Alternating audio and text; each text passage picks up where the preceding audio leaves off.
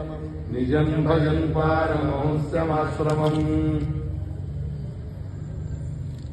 ಭಗವಂತನ ಗುಣಗಳಲ್ಲಿ ಸಂಘ ಆಸಕ್ತಿ ನಮಗೆ ಬೇಕು.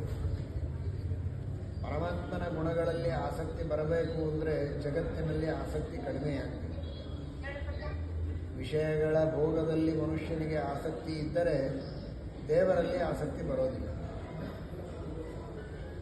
ಹಾಗಾಗಿ ಹೇಯವಾದ ತ್ಯಾಜ್ಯವಾದ ಈ ಜಾಗತಿಕ ಪ್ರಾಪಂಚಿಕ ವಿಷಯಗಳ ಬಗ್ಗೆ ಅನಾಸಕ್ತಿ, ವೈರಾಗ್ಯ ಇದು ಮನುಷ್ಯನಿಗೆ ಬೇಕು. ಅಂದರೆ ಸರ್ವೋತ್ತಮನಾದ ಈ ಎಲ್ಲ ವಸ್ತುಗಳನ್ನು ಉಪಭೋಗಕ್ಕಾಗಿ ನಮಗೆ ನೀಡಿದ, ಅನಂತ ಕಾಲದವರೆಗೆ ದುಃಖದ ಸಂಪರ್ಕವೇ ಇಲ್ಲದ ಸುಖವನ್ನು ಕೊಡುವಂತಹ ಮಹಾ ಸಾಮರ್ಥ್ಯವನ್ನು ಪಡೆದ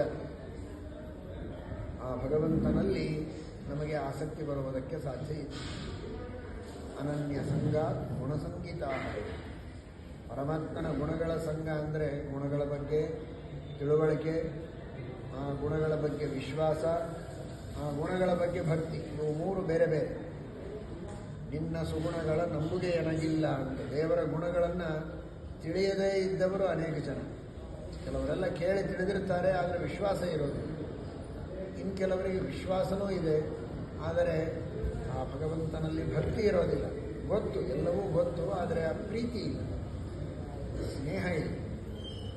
ಅದು ಮೂರೂ ಬೇಕು. ಜ್ಞಾನವೂ ಬೇಕು, ಅದರ ಬಗ್ಗೆ ವಿಶ್ವಾಸವೂ ಬೇಕು.